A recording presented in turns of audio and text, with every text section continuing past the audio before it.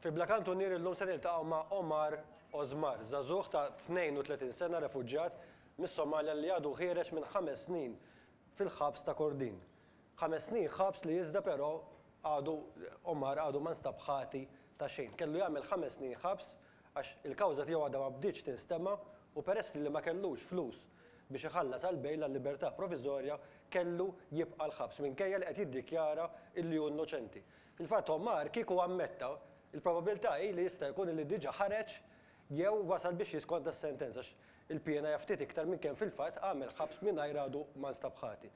Aħna morna niltaqgħu ma' Omar fid-dar fejn qed jgħix bħalissa Omar propju nħareġ għas-sabt koppja Ingliża Jeremy u Michael li ħalsulu il-bejl u morna niltaqgħu magħhom fid-dar fejn qed jgħixu. Imorru fid-dar fejn Omar ilu jgħix għal dawn l-aħħar ftit ġranet. Wara 5 snin imsakkar fil-ħabs minkejja li għadu ma nstab ħati ta' xejn.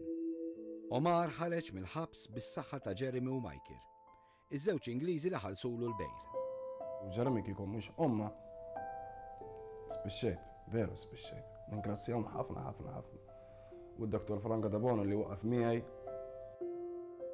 My partner and I feel guilty that perhaps we should have taken the plunge earlier to get him bail. Dan ir-ritratt Michael jidher qed jingħata unur mir-Reġina Eliżabetta II. Michael jurina diversi ittri li matul is-snin kiteb lill-awtoritajiet Maltin dwar il-każ ta' Omar. Għal dawn l-ittri jgħidilna li qatt ma ngħata risposti. All I've ever had is acknowledgements of those letters, but no comment back regarding why Omar was being held in prison without trial. Omar ikollu jibqa' l-ħabs. Iżda l-każ tiegħu ma jibdix jinstema' l-qorti. Lil Omar tuħpa li jammetti, għax jekk jammetti joħroġ mill-ħabs qabel.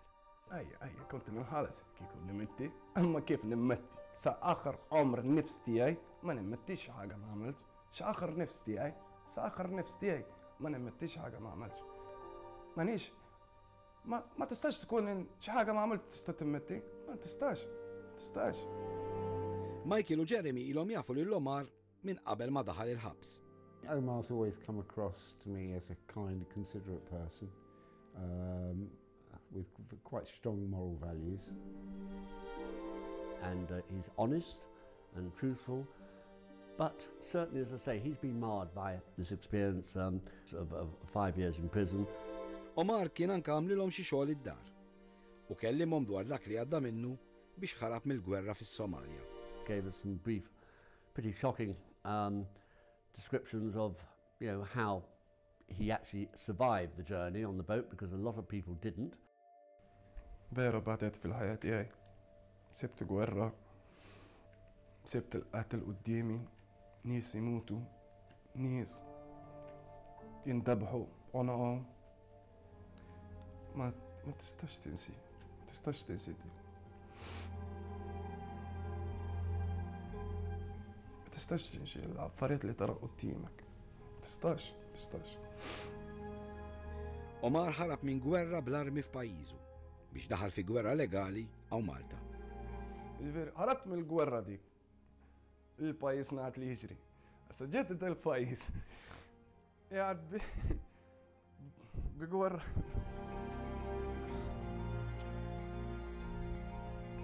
Fil-ħabs Omar ġie jipprova jneħħi ħajtu bidek. Tajtu għanna jgħawd. Kienu xeħidin it-tabib u n-ners u kienu ħafna uffiċjal. U ħaduni ball cleaning u għamlu li l-point. Mbagħad tafani Ospital Monte Carmel. If it wasn't for the prison staff at Corradino and their intervention over the years, he would certainly be dead. On at least 3 occasions they've managed to intervene and take him to Mount Carmel Hospital and get him medication and all the rest of it and calm him down. And it's the people at Corradino that have kept him alive these past 5 years. Fiċ-ċella tiegħu Omar kien dejjem jittama li la joħroġ minn hemm ikun kuntent. Iżda kont naħseb li ħanorqod kuntent. Naħleflek ma norqodx kuntent. Għax naħseb, ħin kollha naħseb. Ngħidlhom huma Jeremy u Michael, ngħidlhom ma toħdux għalija, jien minix qed kuntent. Veru għad nimpati. Veru. Sessat mati.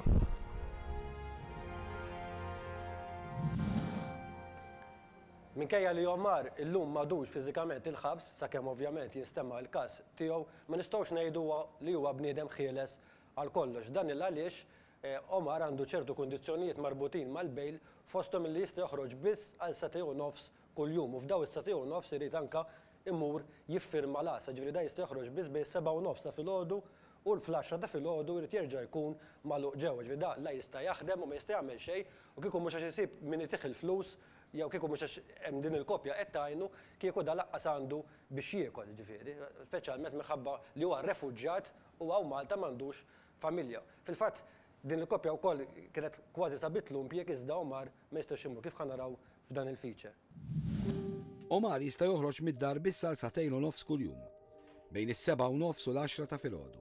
Fil-10 bomb trid tkun id-dar. X'int tista' tagħmel? Ma tistax tagħmel xejn. Irid naħdem. Ma nistax nagħmel xejn ma nistax. Jeremy jurina ittra mingħand kumpanija li tixtieq tħaddem lil Omar. Iżda Omar qatt ma jista' jmur jipprova għal dan l-impjieg. The justice system has clearly set Omar up to fail by giving him these bail conditions. We have a company that's offered him an interview and possible employment, but he can't attend that.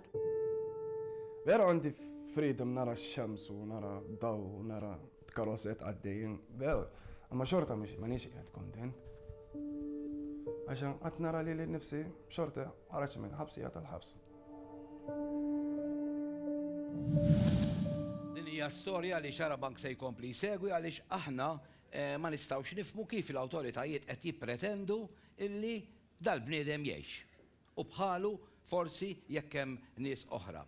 It-tieni ħaġa hija jekk dan jinstab innoċenti, x'se jiġru minn dawk il-5 snin? Min se jtihomlu lura dawk il-5 snin? It-tielet da ma ħareġ għaliex m'għandux flus. Jiġifieri issa l-ġustizzja saret illi jekk ikollok il-flus toħroġ u hekk ma jkollokx tibqa'. Hemm ġew?